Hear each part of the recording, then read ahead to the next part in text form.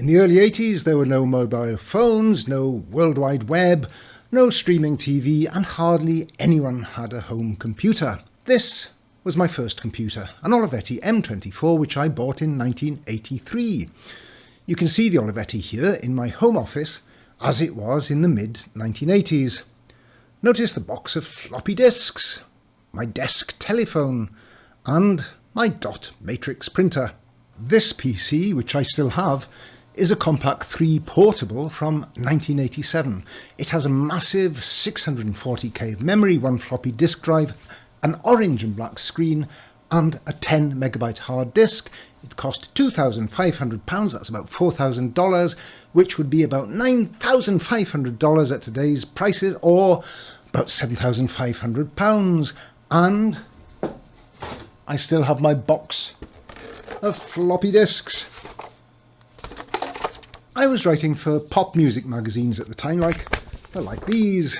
It was actually due to this gentleman that I got my first PC. That's Divine, who's a film actor and a disco diva. That's Divine there. I'm not sure who the other one is. Divine had a few hit singles in the UK in 1984 and 85, and I was sent to interview him in the bedroom of Zandra Rose, the fashion designer. As it happens, well, it was the 1980s. That's the kind of stuff we did. This is a snippet of my interview with Divine. I wanted to be famous, and it was what we call in America a publicity stunt. And one that worked in our favor, thank God, because it could have backfired on us completely. But it's something I would never repeat again. When I went to see Divine's publicist, I noticed that he was writing letters on a home computer. He could delete and change text with just a few keystrokes, which to me seemed like magic. Well, in those days, I was still using an old manual typewriter. This one, the Imperial 66. I decided I now needed a computer. The IBM PC was the bee's knees in those days, but IBM PCs were incredibly expensive, so I bought a PC-compatible Olivetti M24. So now when I interviewed pop stars, I typed my articles into a computer, mostly using WordPerfect, which was the top word processor of that time. That's WordPerfect. It was the ultimate in clean screen word processing. There was almost nothing on the screen, no icons or windows or menus, until you went and you actually started to write something. But how did I record my interviews? Well, that brings me to another key bit of 80s technology, the Sony Walkman. Not that I started out with a Walkman. Initially, I used a big, clunky cassette tape recorder. Well, it was about this size, I suppose. It was hard to carry around, and the recording quality was absolutely terrible. But then I bought this Walkman with a built-in tape recorder, and you put in the cassette tape in here,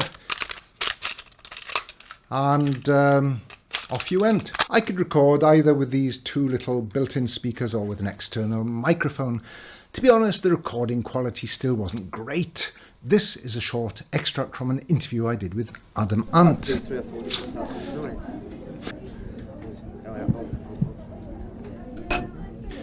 I interviewed Adam in a restaurant, and the Walkman was sitting on the table, and it did a great job of picking up all the noises of the people talking and cups and spoons being rattled, but not such a good job of picking up what Adam was actually saying. I later invested in a bigger and better Walkman. The recording was better, but still not very good by modern standards. And the damn cassette tapes, they were really annoying. They weren't a very good recording medium, and they had a horrible tendency to get tangled. Incidentally, if you're interested in all things retro, join my free Substack. The link is down below. As well as interviewing 80s pop stars, I also took photographs of them. No digital pocket cameras, of course. This is my Canon AE1. That was my main camera back then. Now, it took spools of film like this with 36 frames on a spool. And once I'd taken 36 pictures, I had to wind the film back inside its spool and take it to a photographic lab to be processed. Now, here are some of the photographs I took. Captain Sensible from The Damned, Jenny from the Bell Stars, Sheila E.,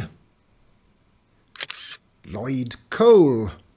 These are how they looked when I got them back from the photo lab. These are standard 35mm shots I took with my Canon camera. And these are bigger format, higher resolution pictures, and they were taken with a different camera, my Bronica. Well, these ones here are of Lloyd Cole. The bigger format was better if a magazine wanted to use them as big pictures, say on a full-page spread. Now, Bronica, the one that took those larger format cameras, that's this camera here.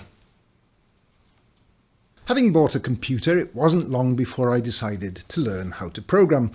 I began with the Turbo Pascal language, Turbo Pascal 3, which you can see here. By that time, a friend had introduced me to adventure games, things like Zork, Hitchhiker's Guide to the Galaxy, and Trinity, and they were from a company called Infocom. They were brilliant. It was like playing a character in a novel. And an adventure game soon became a big project for me to program. I wrote a game called The Golden Wombat of Destiny. It took me a solid year to write. Amazingly, some people are still playing that game to this day. There is even a version you can play online. You can find that on archive.org. Learning to program gave me a direct route into the burgeoning world of computer magazines. I first began writing for What Micro magazine, and within a couple of months I'd been given the job of editing another magazine, this one. So how did I actually print out my articles? The same way most other computer users did, with the dot matrix printer. Dot matrix printers bashed out text using little pins that printed dots through an inked ribbon. The printers were noisy and the text was grainy, but we thought they were pretty neat. And even to this day, I must admit that they have a certain retro charm that I kind of miss.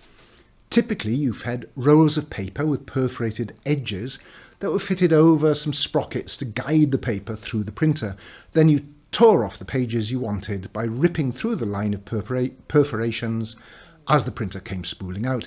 Now, we didn't have mobile phones back then. Phones were things with dials and curly wires.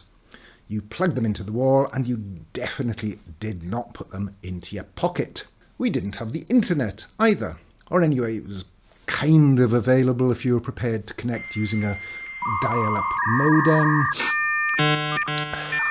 But there wasn't much to see there once you got connected because the World Wide Web hadn't yet been invented, so no web browsers. There were some news groups and so-called bulletin boards or conferencing systems such as CompuServe, or towards the end of the 80s in Britain, Kix, where you could read and write messages, but for most home computer users the internet was an unknown world. We didn't download software to get programs or documents onto or off your PC. You had to use floppy disks, like that one, 5¼ inch, 360k of data, and later on smaller, higher capacity 3½ inch discs came along, like this one. CDs didn't make much of an impression until the early 90s, and that's true of music as well. If you wanted to play music, you had a choice of a cassette tape like this one, or the good old vinyl disc. Now, once CDs became more popular, I assumed that vinyl discs would never be seen again, and yet they are, in fact, quite popular again these days. Now, the other must-have bit of tech from the 80s was the pocket calculator. The German electronic band Kraftwerk even wrote a song about a pocket calculator on their 1981 album Computer World. That song included the lyric, "By pressing down a special key, it plays a little melody," and, in fact, it does.